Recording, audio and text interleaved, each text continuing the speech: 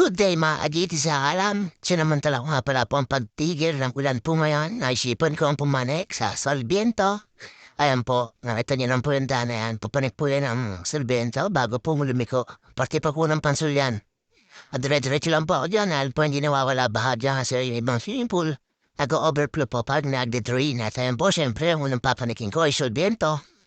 Diyan po ay medyo baha pero ingat lang po, medyo may kadulasan. At sisimulan ko naman pag-ahon.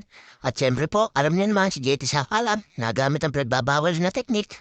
Laging bababa sa bike at itutulak ang bike. Tapos after po mag-ahon, tsaka po uli sasay sa bike. Ayan po, pahitang gilis lang po ang bida. Siyempre, hindi naman maring hindi po mapapakita ang bida. Kunyari po, naahon kasi mababa pa. Ayan po, pupanik pa ako ng sudyente dyan. At after po niyan, siyempre, papakita uli ang bida. Ayan po yung papunti ng aahunin dyan. As na po na sudyente yan. Yung inaahon ko yan pero pasabasa pa po dyan. At kasi after, sa tapos lang po nawalan yan. Sorry po, tao lang, nagkakamali. Ang hirap din po kasi mag-vlog pagkayim din to mag-bubush over. So ayan po, after po nung ano yun, siyempre sakay na po ako sa bike para makita nyo si JT sa kalam gumamit po ng pinagbabaw na teknik. Yan po yung unang ahon ko at after po dyan, siyempre, iikot na po ako dyan at bababa po ako tapos ang susunod ko pong ruta dyan ay Naruto. At ayan po, katatapos lang po na ako dyan at siyempre po pagbaba ko po, siyempre national road na po yan, tamawid na po ako. Dahil sa akin ko na po yung pupuntang Naruto, ay nabaramde buwan na po yan sa Mayclub na shoutout to mga pala sa umpare ko si Arlan. Di po sa si Pare Randy at si Kuya Algep at si Andrew Rimas. Shoutout sa inyo, ha? Pinanik ko po yung Naruto, ayan. Agunang ahon po ako dyan, siyempre. Pakitang gilas po ang bida. At ayan po. Dire-diretso lang po ako dyan. At siyempre, ang bida, papakita. Kunyari, malakas, may umovertake nga pala po sa kanya motor. At ayan po, dire-diretso lang po tayo dyan. At after po niyan, siyempre, makikita niyo po na yung siko na yan. Pagdating po dyan sa siko na yan, mataas na po yung gradient na yan. Basta ingat lang po kayo kasi madulas at after po na naahon na po yan, siyempre napakahirap kung kumuha ng video doon. Makikita nyo na po yan after nyo na ahon na yan. Ganda po view dyan, kaya matataas na po yung damo. Dire-diretso lang po ako dyan, makikita ko na po ang Naruto.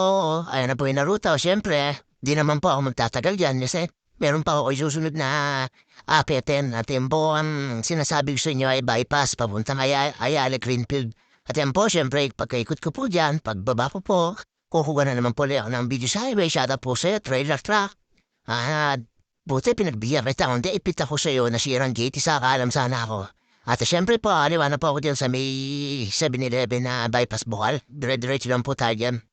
At yan po, sobrang init po niyan. Sila-tsaga ko lang po. At yan, siyempre, pagtawid po ng PNR na Riles, makikita niyo na po yan yung papuntang bypass at dire-diretso lang po tayo dyan. Hindi naman po kahirapan masyado yan. Pero after po nung sa may parang kalsada, dire-diretso lang po tayo. Ayan, ang unang ahon nung sa bypass. Ayan po, syempre, papakita naman ng bida, piling malakas.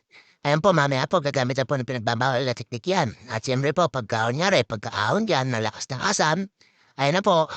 After po ng ahon na yun, ayan na po, yan, bypass na po yan. Unang ahon nyo yan.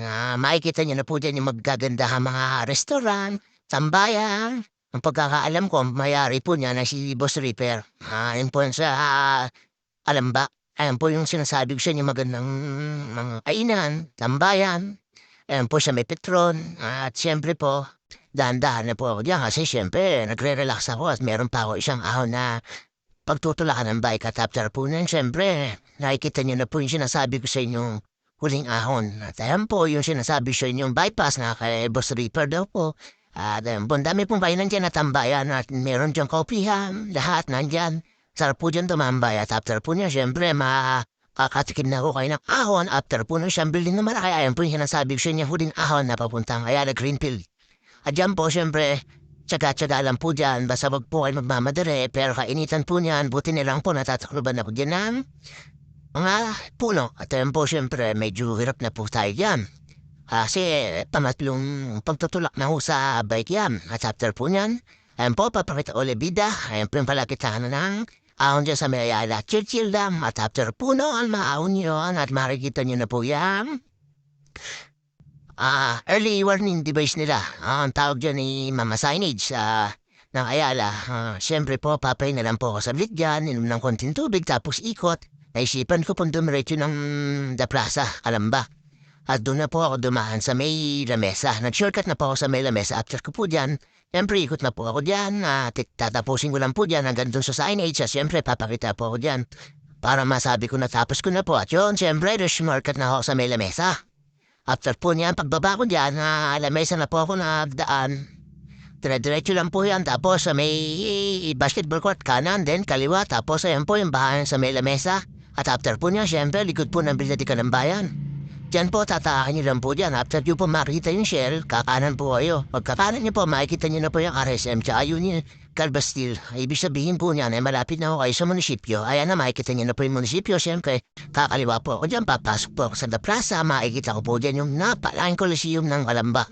Tapos, ayan po yung bagong bukas na dyan, Christmas tree na merong kainan. At after ko niyan, umikot po ako dun sa May Jose Rizal. Pero hindi na po ako pumasok dun sa May Jose Rizal kasi nakita ko rin naman po ang daming dambay tapos sarado ang mira po itasok ng bayad ng tao lang po ang kasya. Siyempre po, maajiti sa alam.